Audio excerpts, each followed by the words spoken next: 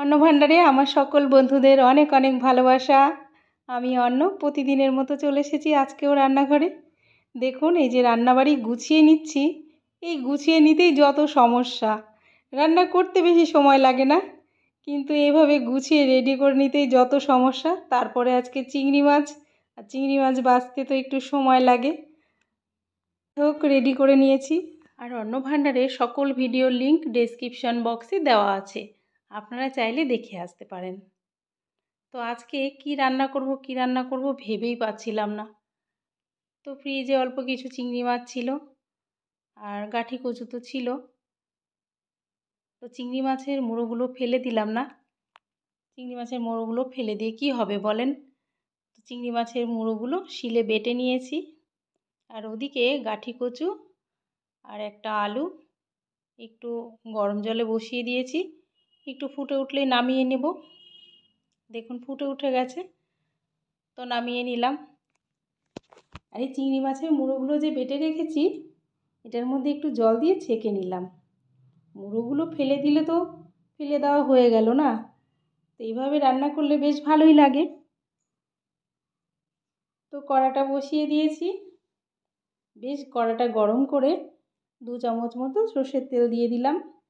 চিংড়ি মাছগুলো ভেজে নেব, তো ওই জন্য অল্প একটু তেলই প্রথমে দিলাম। তো লবণ আর হলুদ দিয়ে চিংড়ি মাছগুলো অল্প করে ভেজে নেব, বেশি কড়া করে ভাজবো না। এই চিংড়ি মাছ রান্না করেছি, মেয়ের খুব পছন্দ, কিন্তু এই যে গাঁঠি কচু দিয়েছি এটাই ওর অপছন্দ। আর আমার তো গাঁঠি কচু দিয়ে চিংড়ি মাছ খুবই ভালো লাগে। তো এদিকে চিংড়ি মাছগুলো বেশ নামিয়ে নিলাম হালকা করে একটু ভেজে নিয়ে। ওই গাঁঠি কচুগুলো বাদ দিয়ে মেয়ে আবার একটু চিংড়ি মাছগুলো বেছে বেছে খাবে। তো ওই কড়াতেই আর একটু তেল দিয়ে সামান্য একটু জিরে, একটা তেজপাতা, একটা শুকনো লঙ্কা তেলের উপরে দিয়ে দিলাম।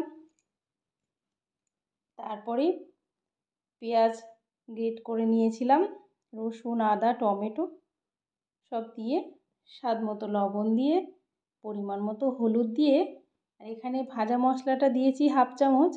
এখানে জিরে ধনে আমি ভেজে রেখে দিয়েছিলাম, ওখান থেকে 1/2 চামচ দিয়ে দিলাম। আর এই যে দিয়ে দিয়েছি চিংড়ি মাছের মুড়োগুলো পেস্ট করে নিয়েছিলাম, বেটে ছেঁকে রেখেছিলাম, সেটা দিয়ে দিলাম। এরপরে গ্যাসের ফ্লেমটা বাড়িয়ে বেশ ভালো করে কষিয়ে নেব, পুরো জলটা টেনে যাবে। আলাদা করে জলও দিতে হলো না, চিংড়ি মাছের মুড়োগুলোও কাজে লেগে গেল। এই পর্যায়ে দিয়ে দিলাম 1/2 চামচ লঙ্কার পেস্ট। এই লঙ্কা শুকনো লঙ্কা নয়, এটা কাঁচা পাকা যে লঙ্কাগুলো হয় সেই লঙ্কাই পেস্ট করে ফ্রিজে রেখেছিলাম। তো মশলাটা ভালো করে কষিয়ে নেব। দেখুন একদম সুন্দর করে কষিয়ে দিয়ে দিলাম গাঁঠি কচুগুলো। একটা আলু দিয়েছি, তাতেই এই আলুটা, আমাদের বাড়িতে আলু আবার কেউ পছন্দ করে না, কেউ বলতে মেয়ে আর আমি। তো মেয়ে আলু খেতে চায় না, ওই জন্যই একটা আলু দিয়েছি, এটাই বেশি হবে।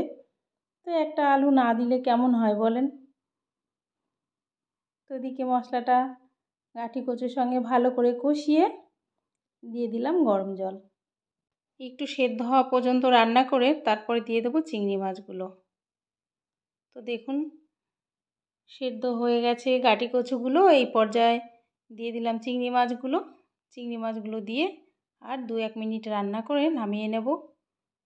তো এখানে আর একটু লবণ লাগবে মনে হচ্ছে, একটু লবণ দিয়ে দিলাম, দিয়ে একটু নেড়ে চেড়ে দেখুন এই পর্যায়ে হয়েছে।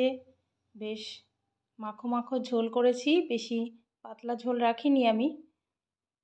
গ্যাসের ফ্লেমটা বন্ধ করে দিয়েছি, এরপরে নামিয়ে নেব। দেখুন গাঁঠি কচুর তরকারির কালারটা দেখুন কত সুন্দর হয়েছে না? আর গ্রেভিটাও ঠিক এইরকমই আমার পছন্দ ছিল, এরকমই আমি নামিয়ে নিলাম। এবার গরম গরম ভাতে বসে পড়ব খেতে। তো আপনাদের কেমন লাগলো কমেন্ট করে অবশ্যই জানাবেন, আর এভাবে আপনারাও রান্না করবেন, চিংড়ি মাছের মুড়োগুলো বাদ দেবেন না কিন্তু।